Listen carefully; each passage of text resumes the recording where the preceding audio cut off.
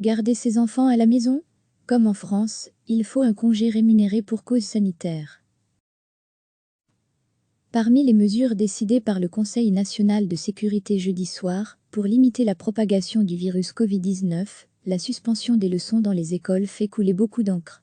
Cette décision a manifestement été obtenue après de longues discussions entre les différents niveaux de pouvoir, et pour certains, elle présente des faiblesses manifestes. Comment organiser des garderies pour les enfants dont les parents ne peuvent pas rester à la maison, et qui pensent faire appel aux grands-parents, personnes à risque, Comment déterminer qui pourra bénéficier de ces garderies?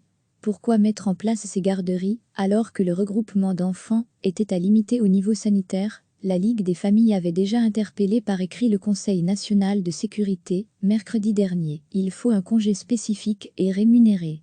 Mais sa demande est restée sans réponse. Jennifer Severin, chargée d'études à la Ligue des familles, nous explique le pourquoi de cette position. Quelles sont les faiblesses des mesures qui concernent les écoles?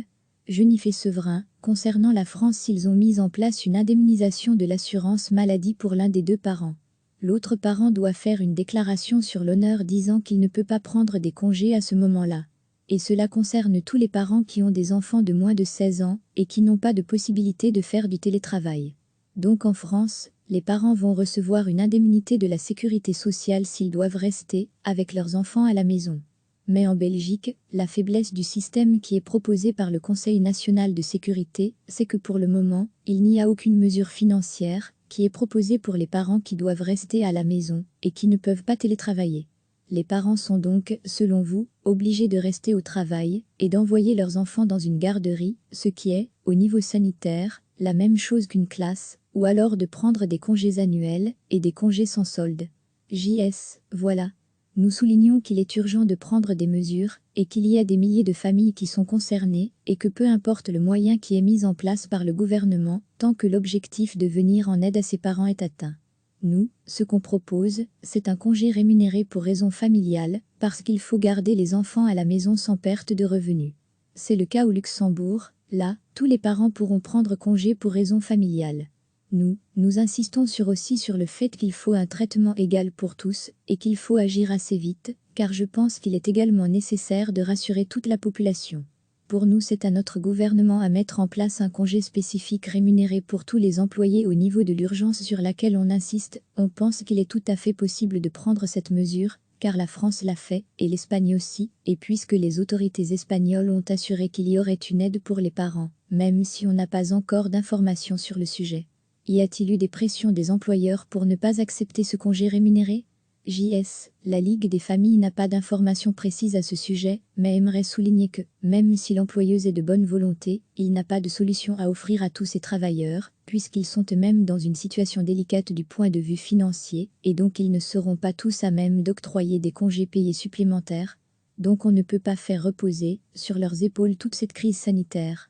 Pour nous, c'est à notre gouvernement à mettre en place un congé spécifique rémunéré pour tous les employés. Recevez chaque matin l'essentiel de l'actualité.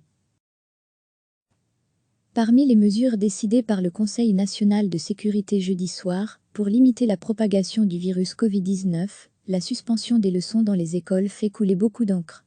Cette décision a manifestement été obtenue après de longues discussions entre les différents niveaux de pouvoir, et pour certains, elle présente des faiblesses manifestes. Comment organiser des garderies pour les enfants dont les parents ne peuvent pas rester à la maison et qui pensent faire appel aux grands-parents, personnes à risque, Comment déterminer qui pourra bénéficier de ces garderies?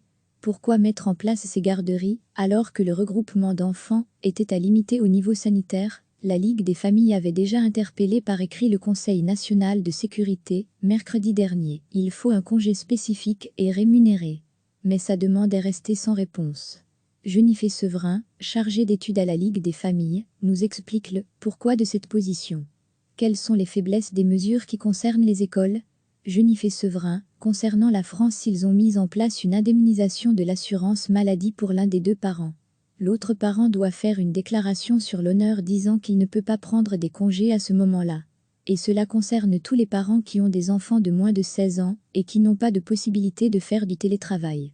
Donc en France, les parents vont recevoir une indemnité de la sécurité sociale s'ils doivent rester avec leurs enfants à la maison. Mais en Belgique, la faiblesse du système qui est proposé par le Conseil national de sécurité, c'est que pour le moment, il n'y a aucune mesure financière qui est proposée pour les parents qui doivent rester à la maison et qui ne peuvent pas télétravailler. Les parents sont donc, selon vous, obligés de rester au travail et d'envoyer leurs enfants dans une garderie, ce qui est, au niveau sanitaire, la même chose qu'une classe, ou alors de prendre des congés annuels et des congés sans solde. JS, voilà. Nous soulignons qu'il est urgent de prendre des mesures et qu'il y a des milliers de familles qui sont concernées et que peu importe le moyen qui est mis en place par le gouvernement, tant que l'objectif de venir en aide à ses parents est atteint. Nous, ce qu'on propose, c'est un congé rémunéré pour raison familiale, parce qu'il faut garder les enfants à la maison sans perte de revenus.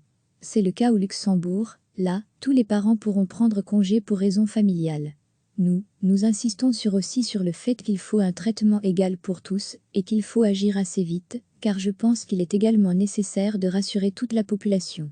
Pour nous, c'est à notre gouvernement à mettre en place un congé spécifique rémunéré pour tous les employés au niveau de l'urgence sur laquelle on insiste. On pense qu'il est tout à fait possible de prendre cette mesure, car la France l'a fait, et l'Espagne aussi, et puisque les autorités espagnoles ont assuré qu'il y aurait une aide pour les parents, même si on n'a pas encore d'informations sur le sujet. Y a-t-il eu des pressions des employeurs pour ne pas accepter ce congé rémunéré ? JS, la Ligue des familles n'a pas d'informations précises à ce sujet, mais aimerait souligner que, même si l'employeuse est de bonne volonté, il n'a pas de solution à offrir à tous ces travailleurs, puisqu'ils sont eux-mêmes dans une situation délicate du point de vue financier, et donc ils ne seront pas tous à même d'octroyer des congés payés supplémentaires. Donc on ne peut pas faire reposer sur leurs épaules toute cette crise sanitaire. Pour nous, c'est à notre gouvernement à mettre en place un congé spécifique rémunéré pour tous les employés. Cliquez sur s'abonner pour recevoir les dernières nouvelles.